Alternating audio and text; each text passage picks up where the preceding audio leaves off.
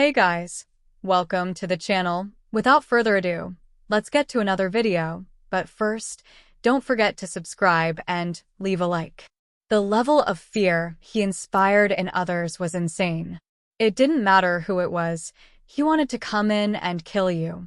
Now, Michael Jordan and Reggie Miller were having a go at it, and these are the times that Michael Jordan disrespected NBA players. Jordan's beef with his own teammate Steve Kerr got so violent their own coach had to get involved. It was 1995, and Steve Kerr was playing in his first practice game with Jordan. For some reason, Coach Phil Jackson decided to have Jordan and Kerr guard each other. At this point, Jordan didn't know who Kerr was, so he had no respect for him. Jordan started talking trash, roughing Kerr up, and surprisingly, Kerr was talking trash right back. If you know Jordan, that's not gonna slide, so he decided to make this practice physical. Jordan got the ball, drove to the basket, and hit Steve Kerr with a hard foul. Obviously, this frustrated Kerr, so on the very next play, he wanted to return the favor. Driving up the court, Kerr hit Jordan with an elbow right to the chest, and that is when Jordan lost it. He hauled off and hit Kerr in the chest, and Kerr hit him back. This man literally gave his teammate a black eye.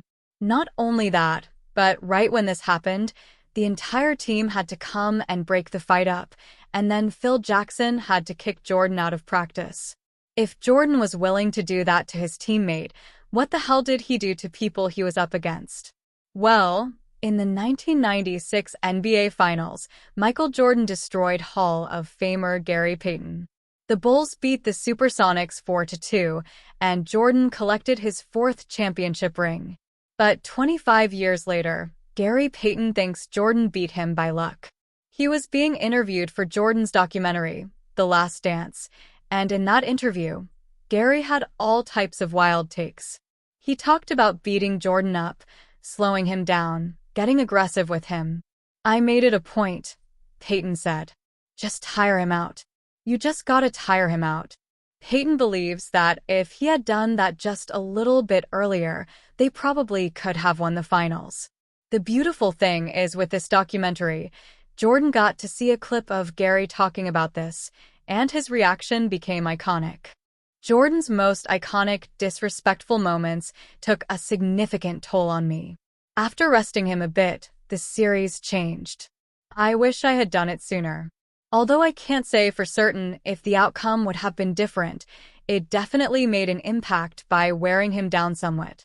This man doesn't even need to speak. His laugh alone is the most disrespectful thing I've ever seen. But what happens when Michael Jordan disrespects one of the NBA's biggest trash talkers, Kevin Garnett? In 1996, Garnett's Timberwolves faced off against Jordan's Bulls. As it was Garnett's rookie season, the game shouldn't have been close. Surprisingly, they were only down by 3 points at halftime. Garnett and his teammate J.R. Rider were playing exceptionally well and feeling confident. Garnett made the biggest mistake of his career by talking trash. He told J.R. to keep dominating Jordan, saying they were making it look easy. What Garnett didn't realize was that Michael Jordan was standing right next to them and heard every word. By then, it was too late. Jordan came out in the second half and dismantled the Timberwolves, obliterating any chance they had of winning by going up 21 points, with Jordan scoring nearly every basket. As the clock wound down, Garnett was pulled from the game. That's when Jordan walked by the Timberwolves bench and warned Garnett to never disrespect the GOAT again. Garnett learned his lesson immediately. However, there's one NBA legend who couldn't care less about Michael Jordan's status, Charles Barkley. The animosity between Barkley and Jordan got so intense that it ended their friendship. They met as rookies in 1984 and developed a mutual respect for each other's games. By 1992, they were best friends, golfing, drinking, and smoking cigars together, having a great time. Yet, no matter how friendly they were off the court, once they started playing, they aimed to destroy each other. During the 1993 finals, Jordan was prepared to do anything to defeat Charles Barkley. Right before Game 4, He gave Charles a $20,000 diamond earring. What a great friend, right? Well, Jordan later confided to his assistant coach that he did it to distract Charles, saying, "Charles won't get in my way the rest of the series. What's $20,000 to me? He thinks we're great friends." I hate that fat F asterisk asterisk asterisk.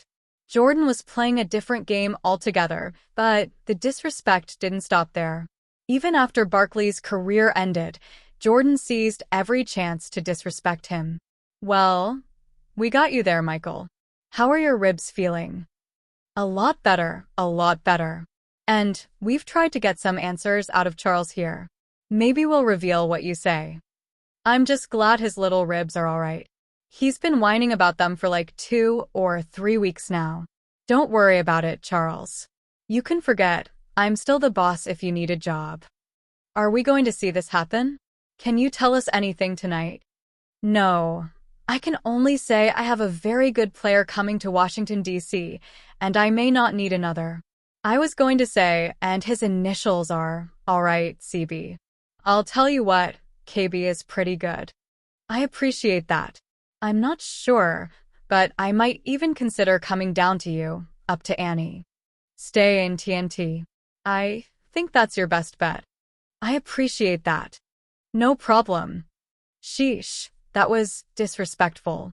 But you know what else is disrespectful? Not liking and subscribing to the channel. I pour my heart into this content, and when you don't subscribe, it really hurts. So what are you waiting for? Anyways, the beef between Jordan and Barkley didn't end there. In 2005, it resurfaced on the Oprah Winfrey Show. Who's the wiser? I know when not to eat now. You do say, though, that he is cheap. I've heard that. God, I say that. Everybody says that. You're not. No, I don't think so. See, you're dressed too well to be cheap. Thank you. He spends all his money on clothes. Oh, okay. Or when you say he's cheap.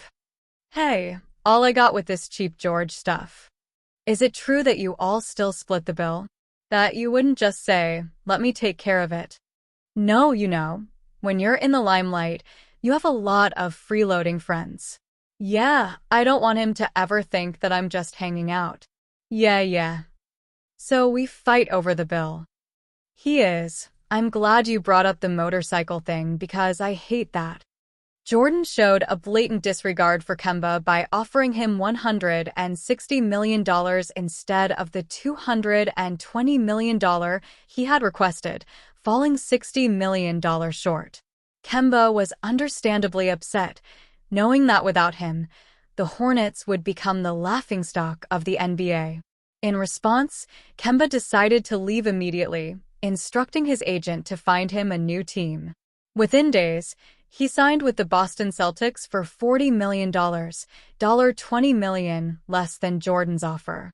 Kemba sacrificed tens of millions of dollars just to get away from Michael Jordan. At least Kemba managed to walk away without escalating the situation, unlike one of Jordan's former teammates who almost ended Jordan's career due to constant disrespect. Back in 1988, while Jordan was still striving for his first NBA championship, he hoped to achieve it with his best friend, Charles Oakley. When the Bulls traded Oakley, Jordan was furious and directed his anger towards Oakley's replacement, Bill Cartwright. From their very first practice, Jordan began insulting Cartwright, calling him old, saying he was no good and that he was always injured. The situation became so severe that Jordan dubbed him Medical Bill. It didn't stop there. During passing drills, Jordan would hurl the ball at Cartwright as if they were playing dodgeball. This relentless disrespect pushed Cartwright to his breaking point. During a game against the Hornets, Cartwright had a particularly bad night. Jordan seized the opportunity to tell the entire team that Cartwright didn't belong in the NBA. This was the final straw for Cartwright. He pulled Jordan aside and warned him, "If you ever do that again, you will never play basketball because I will break both your legs." Bill Cartwright was 7 feet 1 inch and weighed 250 pounds. If he wanted to break Jordan's legs, he could have easily done so. Without legs, Jordan certainly wouldn't have won 6 championships. This confrontation straightened Jordan out, and he ceased his disrespectful behavior towards Cartwright. They eventually developed a better relationship, and in 1991, they won the first of 3 championships together. In the end, Jordan's harsh treatment surprisingly worked in his favor. However, not everyone was as fortunate. Sometimes, Jordan's disrespectful remarks were enough to end an entire career, as seen with Muggsy Bogues. And you? What did you think of the video? Leave your opinion in the comments.